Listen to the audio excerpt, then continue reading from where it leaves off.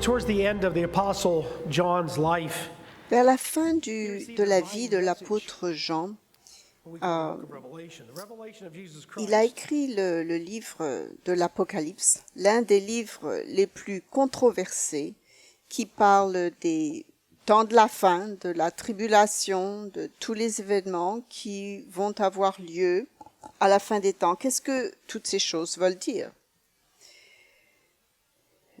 Je voudrais commencer une série de sermons que je vais donner sur Apocalypse chapitre 2 et 3. Parce que les messages dans chapitre 2 et 3 de l'Apocalypse sont dirigés vers une audience très particulière. Dans Apocalypse chapitre 1,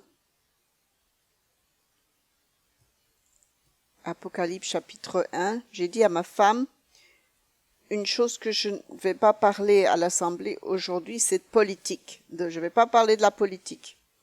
J'ai besoin de parler de la Bible. Nous devons parler de la Bible. Bien sûr, je viens juste de dire le mot politique. Ouais. Apocalypse 1, verset 9. Apocalypse 1, verset 9. Moi, Jean, votre frère, qui est part avec vous à la tribulation au royaume, à la persévérance en Jésus. J'étais dans l'île appelée Patmos, à cause de la parole de Dieu et du témoignage de ses juges. Je fus saisi par l'Esprit au jour du Seigneur, et j'entendis derrière moi une voix forte, comme le son d'une trompette. Nous savons qu'il s'agit de Jésus-Christ, ici, où il dit ce que tu vois, écris-le dans un livre, envoie-le aux 7 églises. C'était en Asie à l'époque. C'est ce que nous appelons aujourd'hui la Turquie, c'est l'Asie mineure, la Macédoine et l'Asie mineure. Et à Éphèse, à Smyrne, à Pergame, à Thyatire, à Sardes, à Philadelphie et à Laodicée. Il y avait 7 églises. Et ce livre était originellement envoyé à 7 groupes bien spécifiques de congrégations. Dans ce passage, nous voyons 3 façons principales par lesquelles les gens interprètent ce passage d'Apocalypse 2 et 3. L'une des façons d'interpréter est que ce message s'appliquait aux églises de cette époque-là, qui n'en ont rien à voir à nous aujourd'hui. L'autre, c'est que ces églises représentent 7 différents types de chrétiens, d'attitudes qui existent dans toute l'histoire. Et une troisième, c'est que ces 7 églises ont un aspect prophétique qui représente cette ère de l'Église, de l'Église de Dieu. On n'est pas les seuls à avoir ces interprétations, l'interprétation des 7 ères de l'Église. On n'est pas les seuls, mais les gens se disputent sur savoir quelle est la façon principale de regarder, de considérer cette Église. Ce que je voudrais faire dans ce sermon, que nous devons aborder ces 2 chapitres de ces 3 façons pour vraiment comprendre. Nous devons le comprendre au niveau historique.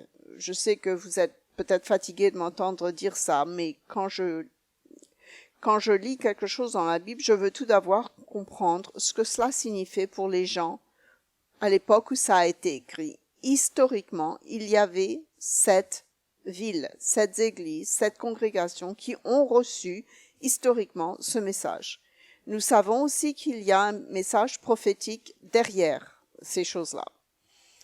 Mais il y a aussi un message pratique, un message qui dit que est-ce que ces messages à cette église ont une importance quelconque pour vous et moi aujourd'hui? Pouvons-nous lire concernant l'église de Smyrne et en tirer quelque chose qui s'adresse à nous aujourd'hui?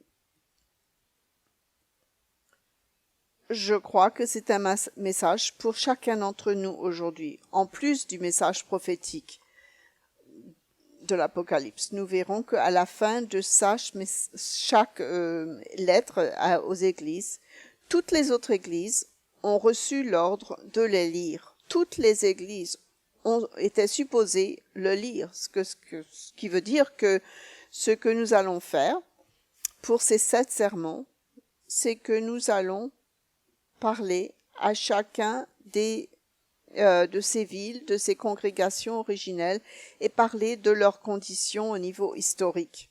Nous allons également découvrir qu'on pourrait revenir en arrière et trouver une connexion avec ces vrais chrétiens de l'Antiquité, de ce temps-là. Ils avaient les mêmes difficultés et ces messages ont quelque chose à dire à chacun d'entre nous. J'ai une carte ici et ce que vous voyez ici, c'est la ville de Éphèse, Pergame, toutes les villes. Et vous pouvez lire ces villes qui se trouvent près de la mer d'Aegian. Et il y a ces îles que vous voyez ici sur le côté. À l'est, c'était la Grèce et la Sicile, un peu plus loin. Donc, vous regardez ici principalement l'endroit qui est aujourd'hui la Turquie. Et au sud d'Éphèse, se trouvait l'Égypte de l'ouest de l'Égypte. Je devrais regarder une carte, mais la Méditerranée est au sud de cette carte. Ce qui est intéressant ici, souvenez-vous que je donne des sermons vous savez, souvenez-vous que l'Empire romain avait créé un environnement dans lequel il y avait des courriers qui passaient sur une route de congrégation. Les Romains avaient un système de courrier et ils voyageaient à travers leur empire. Et ces lettres pouvaient être envoyées par Jean à chacune de ces églises à travers l'Empire romain. Il y a d'autres congrégations, ici également, qui n'étaient pas spécifiquement mentionnées. Mais il y avait davantage d'églises que cela dans cette région. Par exemple, si vous voyez l'île de Patmos, c'est là où Jean se trouvait lorsqu'il a écrit ce livre. Certains disent, qu'est-ce qui s'est passé après qu'il ait écrit l'Apocalypse? Certains disent qu'il a écrit l'Apocalypse aux environs de 95 après Jésus-Christ. Et certains disent qu'il a été libéré de Patmos et qu'il s'est retrouvé à Éphèse. Et c'est pourquoi nous avons certaines affirmations d'historiens qui vivaient au IIe siècle, de gens qui gardaient la Pâque et qu'il ne fallait pas garder les Pâques. Et ils avaient été enseignés par l'apôtre Jean. Donc il se peut que l'apôtre Jean ait été libéré de Patmos et qu'il soit allé qu'il ne soit pas mort à Patmos, on n'en est pas sûr, mais c'est possible qu'il ait vécu une petite période de sa vie à Éphèse. Éphèse est une ville très importante dans l'Empire romain.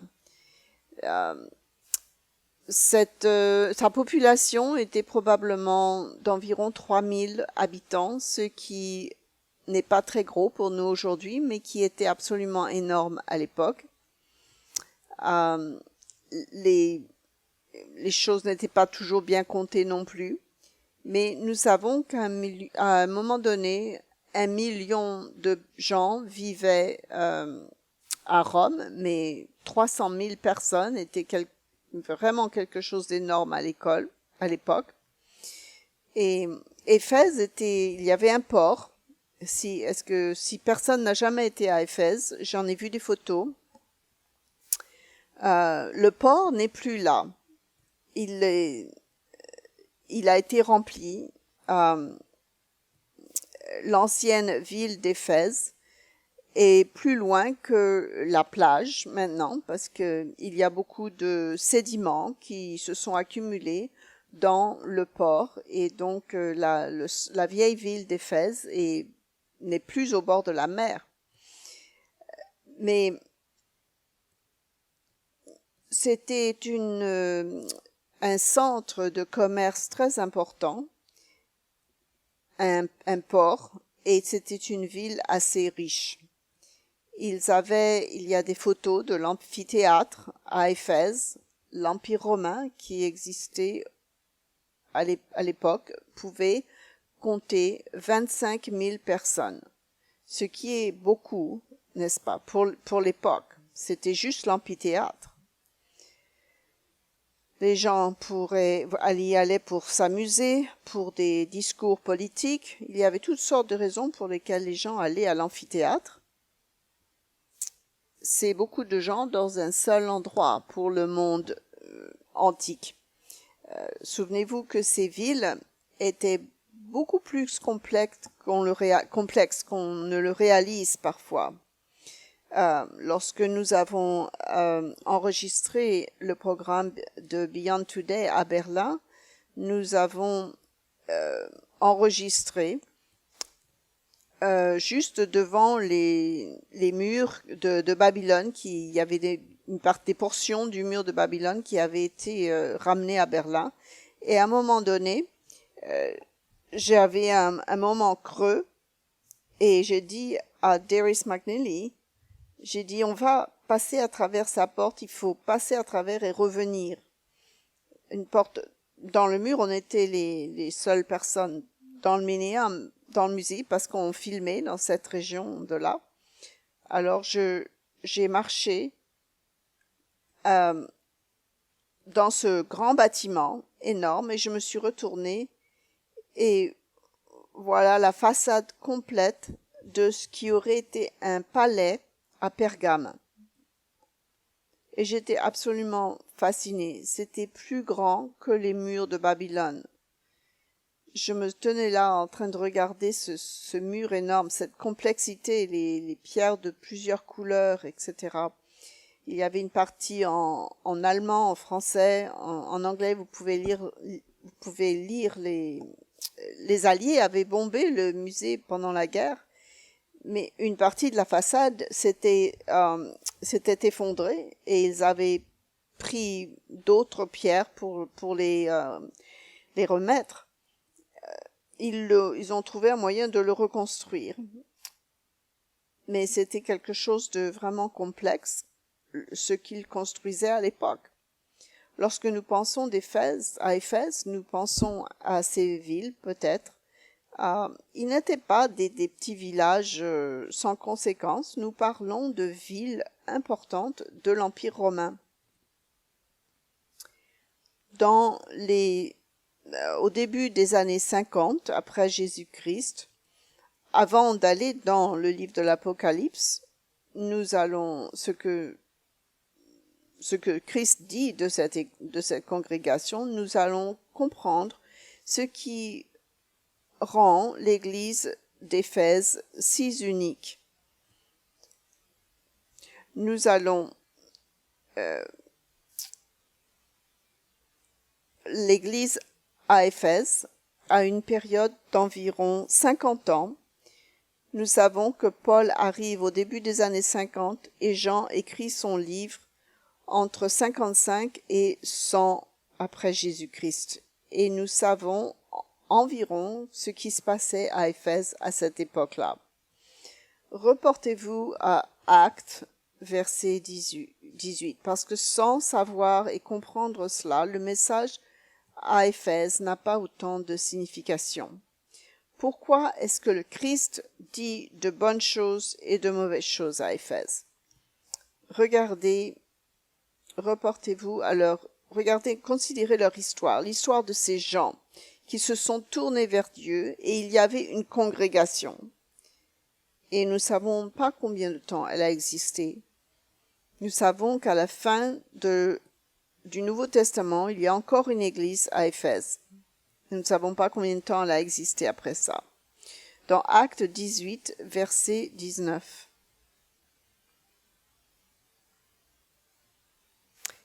En parlant de Paul, ils disent, et avec ceux qui l'accompagnaient, ils arrivèrent à Éphèse et Paul y laissa ses compagnons, c'est-à-dire Aquila et Priscilla.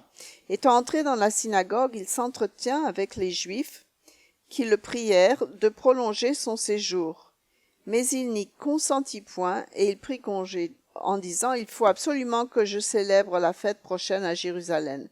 Je reviendrai vers vous si Dieu le veut. » Et il partit d'Éphèse.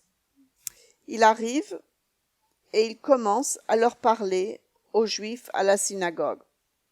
Et c'est là où Paul aurait commencé toutes ces églises. Ils avaient à l'époque, l'Ancien Testament était leur Bible et ils le lisaient dans la synagogue, à moins que vous étiez très riche et que vous ayez la Torah, la Bible. À travers l'Asie mineure, la langue qui était parlée était le grec. Et Paul se dirige vers Ésaïe 32, verset 33, en parlant du Christ qui vient en tant que Messie.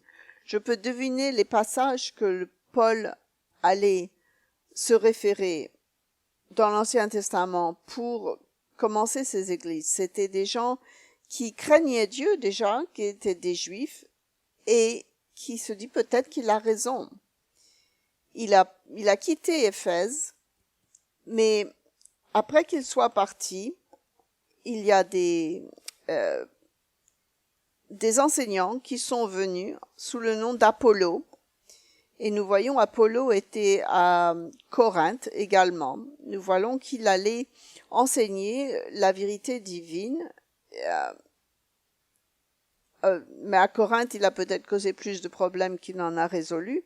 Mais Paul voulait que Apollos revienne pour résoudre des problèmes qui arrivaient à Corinthe, et Apollos ne voulait même pas y aller. Mon opinion personnelle, c'est peut-être qu'il a aidé à les causer, les problèmes à Corinthe. Mais Apollos arrive après que Paul soit parti, et il commence à baptiser les gens. Mais il sait qu'il ne connaissait que le baptême de Jean. Il ne connaissait pas vraiment comment baptiser. Il ne donnait pas l'imposition des mains. Alors Aquila et Priscilla, qui avaient voyagé avec Paul depuis longtemps, Aquila et Priscilla le prirent avec eux et lui exposèrent plus exactement la voie de Dieu, au verset 26. Alors il commence cette petite congrégation. Paul Apollos essaye de les enseigner, mais il lui manque un peu de connaissances. Alors Aquila et Priscilla l'aident, et à un moment donné, peut-être un an environ après que Paul soit venu pour la première fois, Paul revient. Et reportez-vous au chapitre 19. Pendant qu'Apollos était à Corinthe, Paul, après avoir parcouru les hautes provinces de l'Asie, arriva à Éphèse. Ayant rencontré quelques disciples, il leur dit, « Avez-vous reçu le Saint-Esprit » Donc il veut revenir, il revient à Éphèse et il va à la congrégation et leur dire, « Est-ce que vous avez reçu le Saint-Esprit » Et leur raison, on ne sait même pas ce que cela veut dire. Apollos ne leur avait pas enseigné. Souvenez-vous, il ne connaissait que le baptême de Jean. Il dit donc, de quel baptême avez-vous été baptisés? Et il leur répondit, du baptême de Jean. Alors Paul dit, Jean a baptisé du baptême de repentance. Disons au peuple de croire en celui qui venait après lui, c'est-à-dire Jésus. Sur ces paroles, ils furent baptisés au nom du Seigneur. Lorsque Paul leur eut imposé les mains, le Saint-Esprit vint sur eux, et ils parlaient en langue et prophétisaient. Ils étaient en tout environ 12 hommes. Vous pensez qu'il y avait peut-être des familles, peut-être une trentaine de personnes d'adultes, et ainsi cette congrégation s'est formée, mais ça n'allait pas vraiment nulle part parce que le Saint-Esprit n'était pas dans les gens. Et maintenant, l'Esprit de Dieu est en eux et les choses commencent à changer. Au verset 8, ensuite Paul entra dans la synagogue. Il dit, non, je vais continuer à leur prêcher, où il parla librement. Pendant 3 mois, il discourut sur les choses qui concernaient le royaume de Dieu, s'efforçant de persuader ceux qui l'écoutaient. Mais comme quelques-uns restaient endurcis et incrédules, décriant devant la multitude la voix du Seigneur, il se retira Dieu, sépara les disciples, et enseigna chaque jour dans l'école d'un nommé Tyrannus. Ce que Paul a fait, c'est qu'il est chassé de la synagogue, alors il va louer un endroit quelque part dans une école de philosophie. L'école de philosophie ne se souciait pas de la philosophie que voulait enseigner Paul. Il y va tous les jours en disant, c'est là où j'enseigne. Les gens de l'Église sont venus vers lui, les Juifs et les Grecs sont venus vers lui, et il enseigne combien de gens, on ne sait pas, mais l'Église commence à grandir. Au verset 10, « Cela dura 2 ans, de sorte que tous ceux qui habitaient l'Asie, Juifs et Grecs, entendirent la parole du Seigneur. Ils venaient d'un peu partout, de l'Asie mineure, pour entendre parler de cette nouvelle forme de religion, de judaïsme. Ils pensaient que c'était du judaïsme.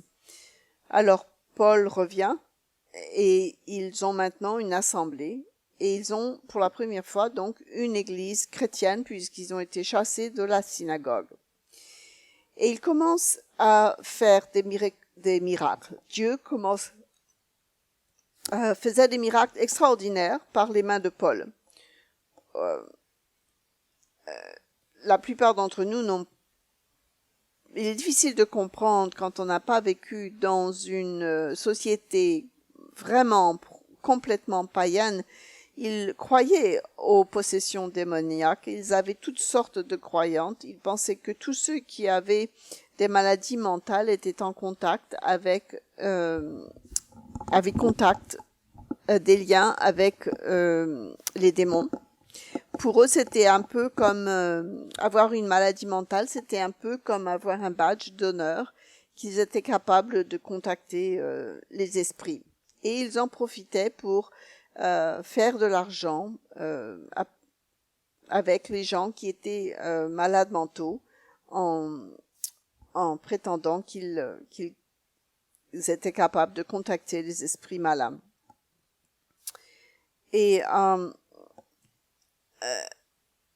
Paul et ces gens sont venus dans l'église. Il y a ces gens qui sont entrés dans l'église, qui ne sont pas des juifs. Ils étaient des Grecs, des païens. Et c'est l'engagement absolu d'abandonner leur voie de vie qu'ils avaient. Le paganisme était un mode de vie, ça rentrait dans tous les domaines de la vie, tout était gouverné. Vous ne pouviez pas faire une cérémonie sans qu'il y ait quelque chose de païen qui entre dans la cérémonie. Les gens avaient des petits dieux dans toutes les maisons. Ainsi, il enseigne ces gens et je voudrais que vous remarquiez leur réponse au verset 18 du chapitre 19. Et un certain nombre de ceux qui avaient exercé les arts magiques, ayant apporté leurs livres, les brûlèrent devant tout le monde. Tout ce qu'ils faisaient dans le monde païen avait rapport à la magie. Et les choses étaient causées par les dieux, les nymphes, toutes sortes de choses en qui ils croyaient. C'était quelque chose de très complexe. Et on estima, ils apportaient leurs livres, les brûlèrent devant tout le monde. Et on en estima la valeur à 50 000 pièces d'argent.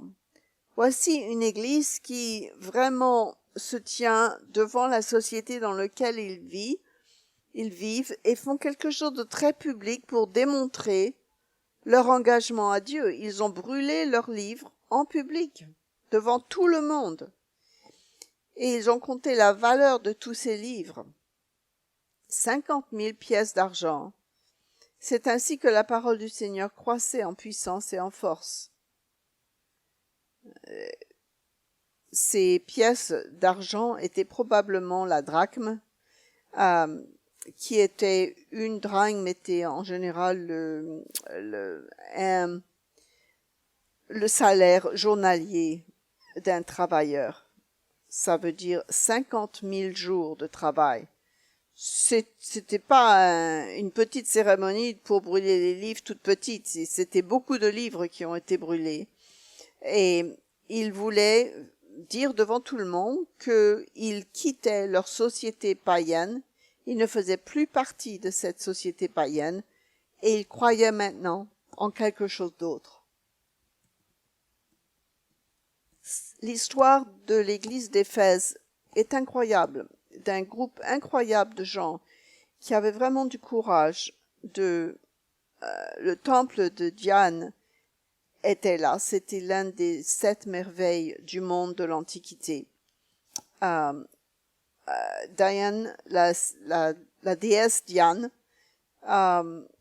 et son adoration était présente dans toute cette région. Et là où que vous alliez, il y avait des gens qui adoraient Diane. Ils choisissaient quel dieu ils voulaient adorer. Et si c'était un dieu puissant ou une déesse puissante, alors tous les gens à travers l'Empire romain voulaient les adorer. Mais Éphèse était le centre de l'adoration de Diane, était à Éphèse. Donc, ces petites statues étaient vendues, ces petits charmes, des petits bracelets qui étaient supposés les vendre au marché, et ils faisaient énormément d'argent avec ce centre d'adoration de Diane. Et voici l'église d'Éphèse ici quitte tout cela, tout le monde, la société qui les entourait. Si vous lisez ce qui se passait, que certains des orfèvres de l'époque de la région n'étaient pas contents parce que eux, ils faisaient de l'argent avec cette adoration. Au chapitre 20, il dit, lorsque le tumulte eut cessé, Paul réunit les disciples et après les avoir exhortés,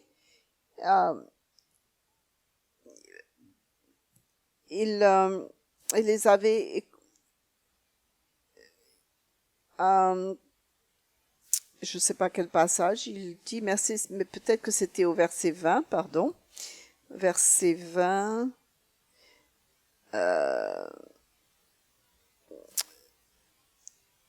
Il décrit que les marchands d'Éphèse étaient vraiment fâchés parce qu'ils perdaient de l'argent à cause de la prédication de Paul.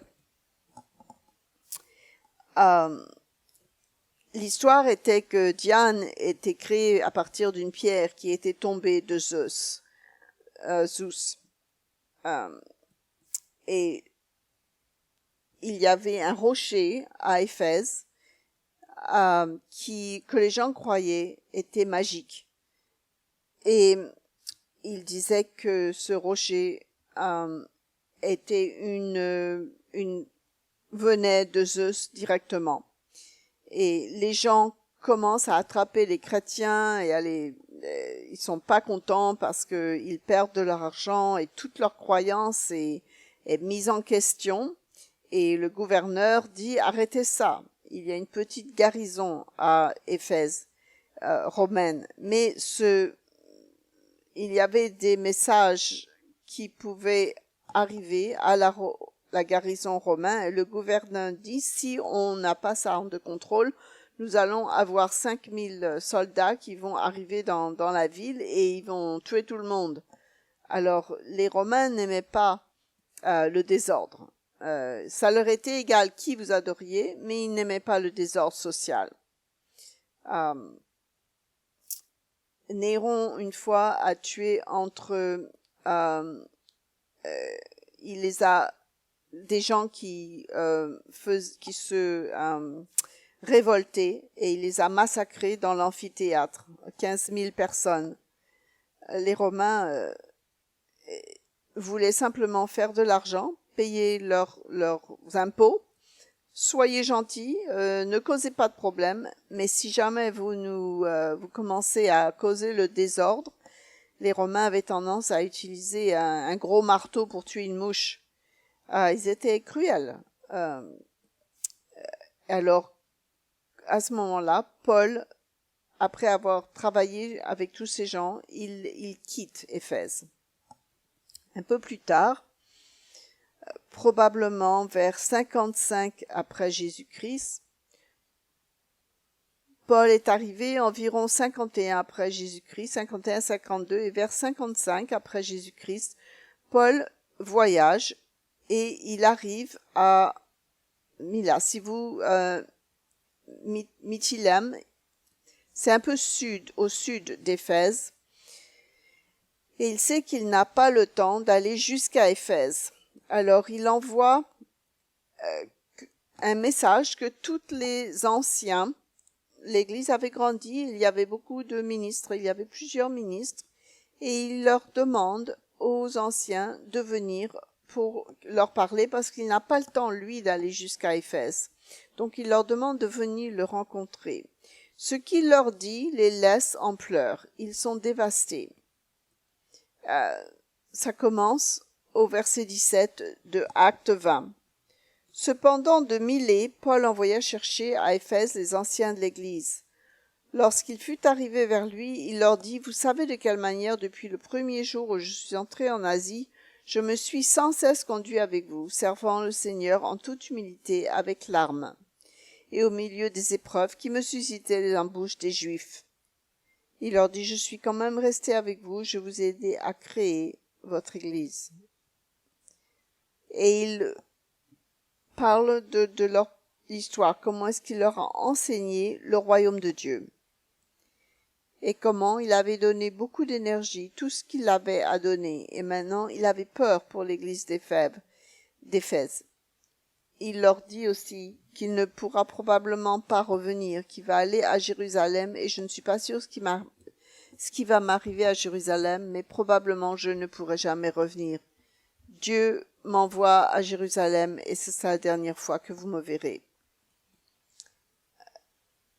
Au verset 28, « Prenez donc garde à vous-même et à tout le troupeau sur lequel le Saint-Esprit vous a établi, évêque pour paître l'Église de Dieu qu'il s'est acquérie avec son propre sang. » Il dit à ses anciens ministres, donc, il s'inquiétait beaucoup de l'Église d'Éphèse.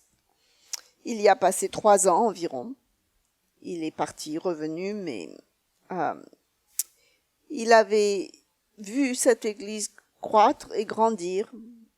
Et maintenant, il savait qu'il y aurait un problème que cette Église allait devoir faire face.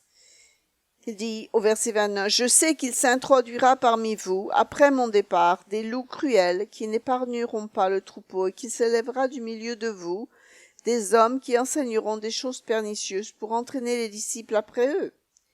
Veuillez donc vous souvenant que durant 3 ans, je n'ai cessé nuit et jour d'exhorter avec larmes chacun de vous. » Et vers la fin de son discours, ils sont tous en larmes. Ils sont en train de se dire au revoir et ils réalisent l'importance de ce que Paul venait de leur dire, que leur église, leur congrégation allait devoir faire, que des gens qui seraient venus de cette église, des Juifs ou des Grecs, probablement les deux, allaient enseigner de faux enseignements et certains des anciens, certains des ministres seront séduits par cela et que cela diviserait leur église. Par conséquent, Paul s'en va après cela. Il n'a jamais pu revenir à Éphèse, et c'est intéressant qu'il leur a envoyé une lettre. Nous avons une lettre, nous lisons ce livre d'Éphésiens tout le temps. Donc cela est peut-être 5-6 ans après qu'il ait rencontré les anciens. Il leur envoie une lettre. Et l'enseignement principal de la lettre qu'il leur donne dans le livre d'Éphésiens, ce sont des instructions comment fonctionner en tant qu'Église. Monsieur Keller a commencé cette série sur le livre d'Éphésiens. C'est très intéressant. Je l'ai entendu vendredi soir, la semaine dernière. J'ai dû m'arrêter et je recommande d'écouter sa série, son étude biblique sur le livre d'Éphésiens, parce que vous comprendrez davantage l'Église à Éphèse. Il y a certaines églises dans l'Apocalypse 2 et 3, congrégations dans lesquelles je me sentirais très confortable. Et c'est pour ça que ça me rend un peu nerveux dans ce sens, parce que certaines de leur église, je me sentirais pas à l'aise, mais dans l'église d'Éphèse, je crois que je me sentirais assez à l'aise. Et c'est là que vous réalisez qu'il se peut qu'il y ait quelque chose qui s'applique à moi. Derrière la carte que je vous ai donnée, il y a le résumé de la lettre aux Éphésiens. Il met l'accent sur le fait que Christ nous donne accès à Dieu le Père et qu'ils ont été appelés par Dieu et qu'ils sont l'œuvre de Dieu, que Dieu travaille dans leur vie, qu'il veut qu'ils comprennent que les Juifs et les gentils font partie de la même Église. Il les encourage de ne pas perdre courage parce qu'ils souffraient certaines persécutions. Au chapitre 4 se trouvent certaines instructions les plus détaillées sur la raison d'être des anciens ministres et pourquoi il y en a dans l'Église et quel est leur travail, comment ils peuvent aider aux anciens ou aider la congrégation. Et il leur dit, voici donc ce que votre travail est à ceux qui sont ordonnés. Et il leur dit que chaque chrétien qui vient doit combattre le péché. Il utilise le mariage en tant qu'analogie entre le Christ et l'Église. Et c'est donc intéressant qu'il donne ici des instructions personnelles, surtout dans le sujet, qui explique ce que cela veut dire que de faire partie d'un groupe dans l'Église, ce que font les anciens, le but et ce que Dieu veut que nous soyons. Il voulait comprendre que leur Église à Éphèse n'était pas juste un groupe de gens, mais qu'ils étaient liés ensemble par l'Esprit de Dieu. Et c'est très important. Lorsque ce dont il ne leur parle pas, c'est qu'il y aurait de l'hérésie. Et pourtant, il avait prévenu les anciens qu'il y aurait des hérésies. Mais pourtant, on dirait que au moment où il a écrit sa lettre, ces hérésies n'ont pas vraiment eu lieu encore. Donc, Paul n'en parle pas, car ce n'était pas encore un problème. L'Église avait grandi, et c'était une Église vibrante, et c'était une congrégation remarquable. Beaucoup d'églises étaient petites, mais l'église d'Éphèse ont eu un impact énorme sur la ville d'Éphèse. Ils ont brûlé leurs livres publiquement, ils prêchaient publiquement sur une ville de 3000 personnes. Par exemple, la ville de Corinthe avait des problèmes depuis le début, et elle a toujours gardé ses problèmes. Et nous voyons que les 10 premières années de la ville d'Éphèse, ça avait commencé avec des Juifs qui venaient de la synagogue. Et ils se sont fait sortir de la synagogue. Ils se sont fait... les païens commencent à répondre en nombre important et ils renoncent au paganisme. Et ils le faisaient souvent publiquement. Et souvent, cela les handicapait au niveau de leur société. Aujourd'hui, si vous voulez respecter le sabbat, les gens s'en fichent un peu. Ils pensent peut-être que vous êtes un peu bizarre, mais pour les gens de l'époque, de dire je vais quitter la société païenne, c'était énorme. Tout dans la société était basé là-dessus. Ce n'était pas juste une religion, c'était au centre même de leur vie. Et pourtant, ils l'ont fait publiquement. Ils ont été persécutés. À un moment donné, ils ont fait face à une émeute. Et ils sont restés forts.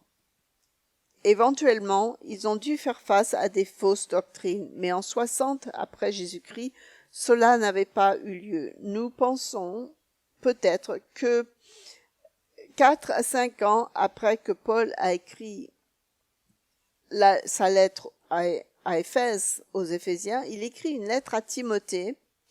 Et Timothée est en quelque sorte le pompier de Paul. À chaque fois qu'il y avait un problème quelque part, Paul envoyait Timothée pour calmer les choses. Et en 65 après Jésus-Christ, Paul a envoyé Timothée à Éphèse. Reportez-vous à 1 Timothée, chapitre 5. Je ne fais que trier la surface de ces choses, le type d'information qu'il y a dans le Nouveau Testament sur cette Église est incroyable. Souvent, les gens disent « je veux étudier la signification prophétique de ces églises ».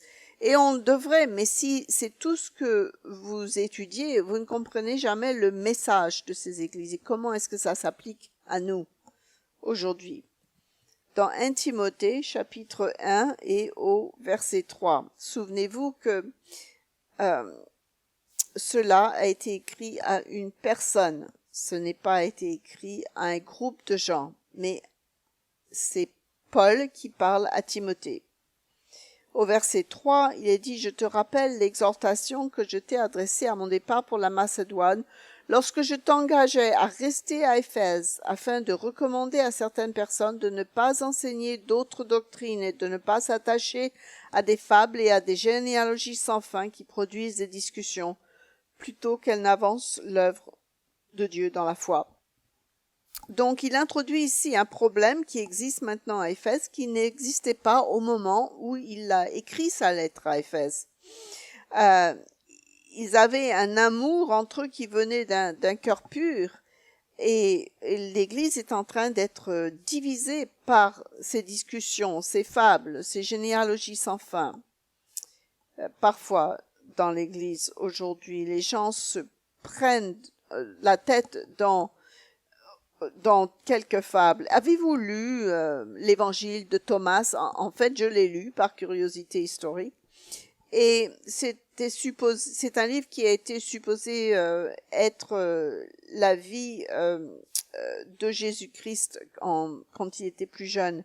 Et non, ce n'est pas vrai. C'est une fable qui n'a rien à voir avec la vérité. Les généalogies sans fin, on ne savait pas exactement de quoi il s'agissait. C'est intéressant, je crois que les commentaires juifs, c'est un commentaire biblique juif messianique qui dit que ces généalogies se réfèrent à si vous êtes un Israélite ou pas. Parce que si vous pouviez prouver que vous étiez un Israélite, les gens pensaient que vous étiez mieux vu par Dieu. Quelles que soient ces généalogies, tracer votre arbre de famille ne vous rend pas un meilleur chrétien. Paul leur dit, ça n'a aucune importance et ça sert à rien, ce sont de vains discours. Ils se disputaient pour ces choses-là. À peu près 15 ans après que l'Église ait été formée, est en train de se diviser. Si vous allez au verset 6. Quelques-uns, s'étant détournés de ces choses, se sont égarés dans de vains discours. Ils veulent être des docteurs de la loi. Ils ne comprennent ni ce qu'ils disent, ni ce qu'ils affirment. Ils parlent à Timothée de quelque chose qui se passe dans la vie de Timothée et dit quels sont ces gens qu'il doit confronter. Ce sont des membres de l'église d'Éphèse. Il continue dans les versets qui suivent en disant que l'une Il dit que l'une des plus grandes explications de la loi dans le Nouveau Testament. Il explique que nous ne sommes pas sauvés par la loi, mais que la loi nous donne une définition du mal et que la loi nous donne tout ce qui est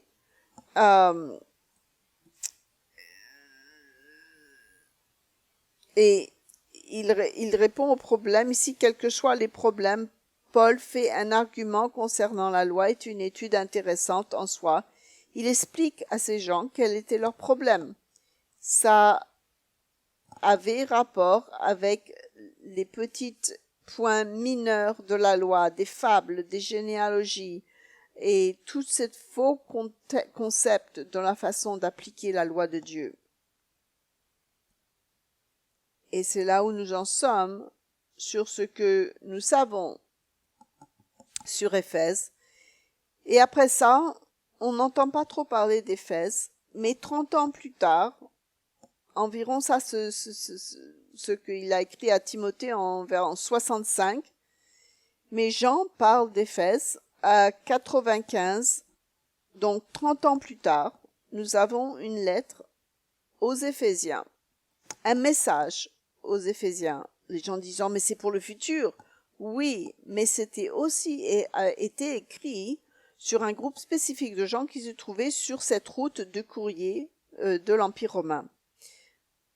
Alors, nous allons parler la signification prophétique, évidemment, mais nous ne pouvons pas ignorer la réalité de ce qui est écrit ici pour nous aujourd'hui. Chacun de ces messages, nous avons quelque chose à apprendre de ce que cela veut dire qu'être une congrégation de l'Église de Dieu. Chapitre 1, verset 2. Écrit à l'ange de l'Église d'Éphèse, voici ce que dit celui qui tient les 7 étoiles dans sa main droite, celui qui marche au milieu des 7 chandeliers d'or. Et voici ce que les paroles du Christ ici.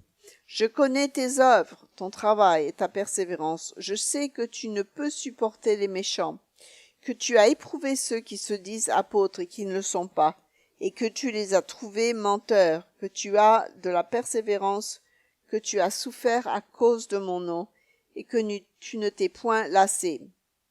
Quelle église formidable pour laquelle on aimerait vraiment en faire partie. 30 ans plus tard, et il leur dit, je sais tes œuvres et ta patience et ta persévérance, et vous ne pouvez pas supporter le péché, vous ne pouvez pas supporter les gens qui font le mal, vous y résistez dans votre propre vie. Et il dit, c'est bien. Tu as éprouvé ceux qui se disent apôtres et qui ne le sont pas. Vous savez ce qu'on sait pour ça? Nous en revenons à Timothée. Si nous avions seulement ce que Paul avait écrit à Timothée, on ne saurait pas ce qui s'est passé à Timothée. Mais nous pouvons voir que ce qui s'est passé à Éphèse, c'est quand Timothée y est allé, c'est qu'ils ont eu une division. Et ils ont fait sortir de leur église ceux qui ne prêchaient pas la vérité. Et certains d'entre eux, comme avait dit l'apôtre Paul à tous ses ministres, certains d'entre vous vont prêcher des mauvaises choses. Ils ont eu donc une division de leur église. Et l'église à Éphèse a continué de bonne façon. C'est une église très active, très occupée. Les gens venaient à l'assemblée. Ils connaissaient la vérité. Ils ne sont pas condamnés d'aucune façon pour des mauvais enseignements. L'église à Éphèse avait tous les bons enseignements dont ils avaient besoin. Ils ne sont pas condamnés pour aucun faux enseignement. Donc, la phrase suivante est submergente un peu parce que le Christ leur dit au verset 6, « Tu as pourtant ceci. » C'est que je connais tes œuvres. Ce que j'ai contre toi, au verset 4, c'est que tu as abandonné ton premier amour. Ils avaient la vérité, mais ils avaient perdu quelque chose. Qu'est-ce que cela veut dire? Qu'est-ce que cela veut dire que vous avez perdu votre premier amour? Vous savez, je me suis posé cette question souvent. Qu'est-ce qui s'est passé dans ces 30 ans? Pendant cette période de 30 ans, vous avez cette église qui était tellement vibrante et qui grandissait, qui avait beaucoup de gens. Et j'ai réalisé avec le temps ce qui s'est passé à Éphèse. Si vous connaissiez Paul et que vous l'avez vu chasser des démons et que vous faisiez partie de son ministère et qui faisait de grands miracles, 30 ans plus tard, mettons que vous aviez 40 ans à l'époque où Paul faisait des miracles. Maintenant, vous avez 70 ans. Et la vie à l'époque, les gens mouraient plus jeunes que ça. L'Église a vieilli. Et les 2 prochaines générations étaient là. Et les 2 prochaines générations, c'était des petits-enfants qui étaient là. Et ils ont gardé la vérité. Ils venaient à l'assemblée, ils étaient fidèles, ils étaient occupés, ils étaient impliqués dans toutes sortes de projets pour l'Église. Mais là, dans le cœur, ils avaient perdu un amour fervent pour Dieu. Ils connaissaient Dieu, ils obéissaient à Dieu. Mais ils avaient perdu leur amour de la vérité. Mais ils connaissaient la vérité. Je l'ai connue depuis que j'étais enfant, n'est-ce pas? Ils se disaient. Mais ils ont perdu un certain amour les uns pour les autres. C'est une église qui fonctionne très bien. Comment est-ce que ça peut fonctionner s'ils sont condamnés pour avoir abandonné leur premier amour? Il n'y avait pas d'hérésie, il n'y a pas de faux enseignements. Voyez-vous, il est possible de connaître la vérité de Dieu. Il est possible chaque jour de la vivre, chaque jour, mais de ne pas l'aimer complètement. Dieu ne veut pas juste l'obéissance, il veut l'amour. Ces gens, voyez-vous, qui ont brûlé leurs livres publiquement, sachant que tous leurs voisins allaient penser qu'ils étaient fous, ils l'ont fait parce qu'ils aimaient Dieu. Ils l'ont fait par passion envers cette vérité. Et ils sont restés ensemble. Et ils sont restés ensemble lorsque les mauvais enseignements sont venus. Ils ont persévéré. Et 30 ans plus tard, les personnes âgées étaient fatiguées. Et tous les gens derrière eux, les 2 générations derrière eux, ils connaissaient, ils avaient vécu cette vérité, ils l'avaient grandi en l'observant. Ça m'a pris tellement longtemps pour comprendre ce qui s'est passé en cette église. Pourquoi est-ce qu'ils avaient abandonné leur premier amour? Je l'expliquais l'église d'Éphèse, l'histoire de la ville, et quelqu'un a fait un commentaire. La plupart des gens qui ont connu Paul étaient soit morts, soit très âgés. Et d'un seul coup, ça m'a éclairé. J'ai dit, c'est vrai, il a raison. La plupart des 2e générations n'avaient jamais vu un démon être chassé. Ils n'avaient pas vu les choses que les gens du début ont fait. Ils l'ont cru, ils l'ont passé à leurs enfants. Mais à l'intérieur, quelque chose était perdu en termes de leur amour envers Dieu. Pensez-vous, comment est-ce que cela peut arriver? Nous allons parler de cela dans une minute parce que nous allons nous demander s'il est possible que nous ayons ce problème. Il continue en disant au verset 6, il dit, verset 5, souviens-toi donc d'où tu es tombé. Repens-toi et pratique tes premières œuvres, sinon je viendrai à toi et j'ôterai ton chandelier de sa place, à moins que tu ne te repentes. Et le Christ dit, je viens vers vous, et si vous ne vous repentez pas, il est possible que vous n'existiez pas en tant qu'Église. Il leur a pas dit qu'ils n'iraient pas dans le lac de feu, mais il leur a dit simplement que leur Église disparaîtrait. Et ils avaient fait ça pendant 50 ans et ils n'avaient aucune fausse doctrine. Vous savez, il dit, mais tu as pourtant ceci, c'est que tu hais les œuvres des Nicolaïtes. Nous allons parler de ce groupe de gens dans lorsque nous allons parler d'autres églises, parce que les Nicolaïtes avaient un effet très fort sur d'autres églises. Mais à Éphèse, ils haïssaient les œuvres des Nicolaïtes. Ils les ont laissés en dehors de nos congrégations. Ils ne voulaient rien avoir à faire avec les Nicolaïtes. Toutes ces bonnes choses. Et pourtant, ce commentaire leur dit, vous avez quelque chose que vous avez perdu qui pourrait éventuellement faire de vous que vous n'étiez pas vraiment mon Église. Et ensuite, il leur dit que celui qui a des oreilles entende ce que l'Esprit dit aux Églises, à celui qui vaincra. Autrement dit, chacun d'entre nous, à vous qui lisez tout le message aux Églises, à toutes les Églises, il y a quelque chose pour nous dans toutes les Églises. À celui qui vaincra, je donnerai à manger de l'arbre de vie, qui est dans le paradis de Dieu. Il dit aux Éphésiens, vaincre, qu'il faut vaincre, et vous aurez la vie éternelle. Regardez ce qu'il leur dit. Souvenez-vous, nous regardons au côté pratique l'histoire de cette Église et ce que nous pouvons apprendre de cet message avant de regarder la signification prophétique. Il leur a dit, ceux parmi nous qui ont été dans l'Église depuis de nombreuses années, nous devons nous rappeler ce que c'était lorsque Dieu nous a appelés. Nous devons nous rappeler le sentiment de vivre cette voie de vie, quel que soit qui peut vous arriver. Vous aimez Dieu tellement, vous aimiez Dieu, la vérité tellement. Et savez-vous, voyez, les 50 ans dans l'Église, nous nous aimions dans l'Église, beaucoup aussi. Nous étions solidifiés ensemble. Il y a une bonne 50, 60 d'années. Nous devons avoir cette passion d'être impliqués et de passer cela à nos enfants. Cet amour de la vérité, cette passion pour Dieu. Vous savez, vous les jeunes gens, vous devez comprendre ce que Dieu vous a donné.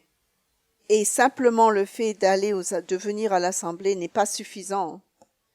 Vous savez, c'est tellement facile de rester à la maison aujourd'hui, de le regarder sur Zoom. Bien, s'il y a une raison ou si vous êtes isolé, qu'il n'y a pas le choix, bien entendu, il y a des circonstances. On doit aussi faire attention avec Covid et tout cela.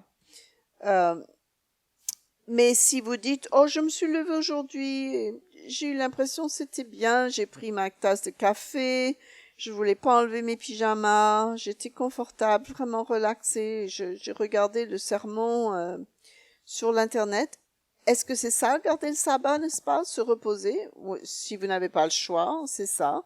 Mais si c'est votre style de vie, votre façon de regarder le sabbat, c'est pas comme ça que ça marche. C'est un choix. C'est une assemblée commandée. Nous devons avoir un amour pour Dieu. Et il est difficile parfois pour les deuxième et troisième générations d'avoir. Je me souviens ce que c'était de venir à l'assemblée en tant qu'enfant. Et je me souviens, parce que les églises étaient tellement petites et qu'on se sentait vraiment à l'extérieur de la société.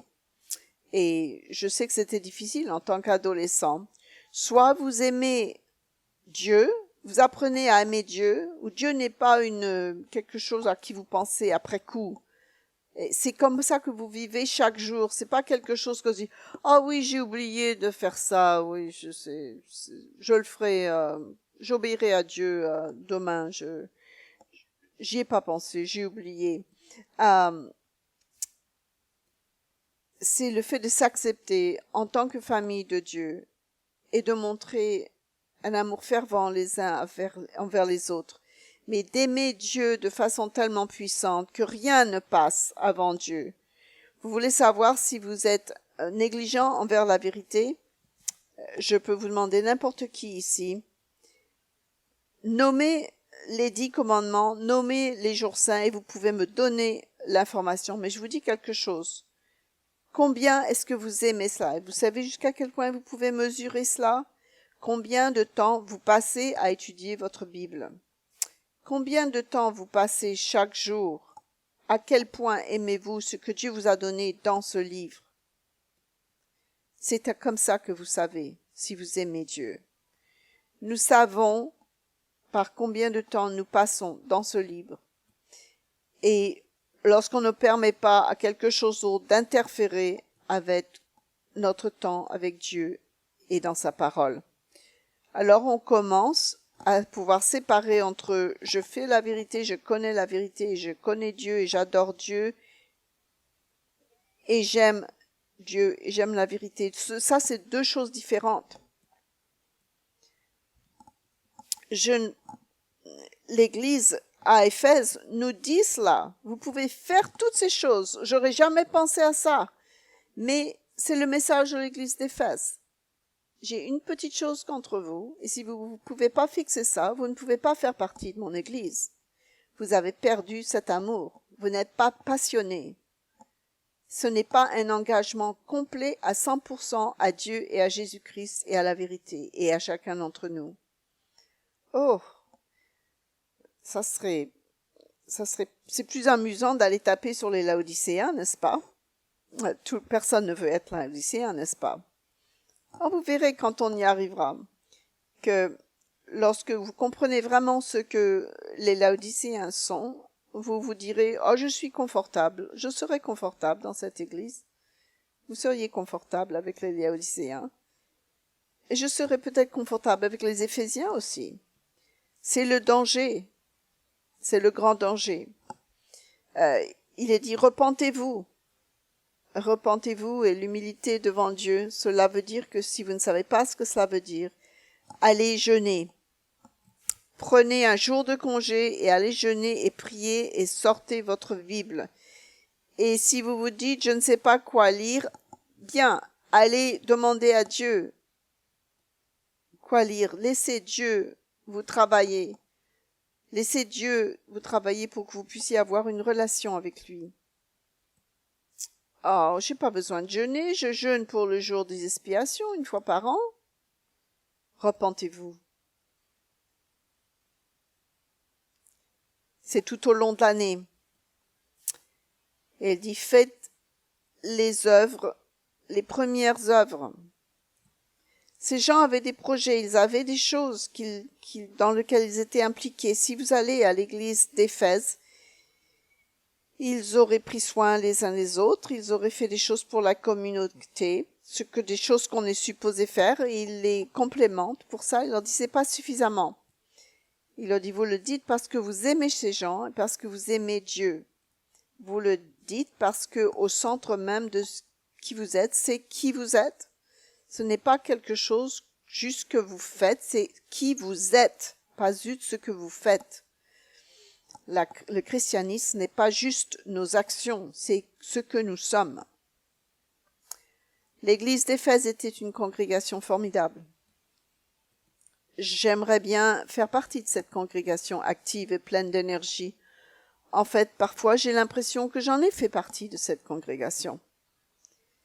Avez-vous jamais été dévasté par une division dans l'Église? Est-ce que vous avez jamais entendu la vérité et vous vous sentez bien, vous avez votre famille, l'Église, votre famille, tout sera bien, tout va bien aller? C'est plus que ça. Ils avaient beaucoup de traits caractéristiques que le Christ leur fait des compliments. Ils avaient la vérité, ils se sont tenus contre ceux qui avaient tort, ils sont restés engagés les uns avec les autres et pourtant ils avaient perdu l'amour de la vérité et l'amour les uns envers les autres. Le souci pour l'œuvre, le souci pour la vérité. Je lis cela et parfois je me demande, je me semble corrigée par le message aux Éphésiens. Pourquoi? Parce que nous devons tous nous sentir corrigés. chacun de ces messages va nous apprendre quelque chose alors qu'on va les étudier. Parce que chacun de ces messages est un message pour chaque chrétien, chaque fois, partout dans le monde, en addition, en plus de son message prophétique. C'est pour chaque chrétien, partout dans le monde. La prochaine fois, nous allons parler du message de l'Église à Smyrne.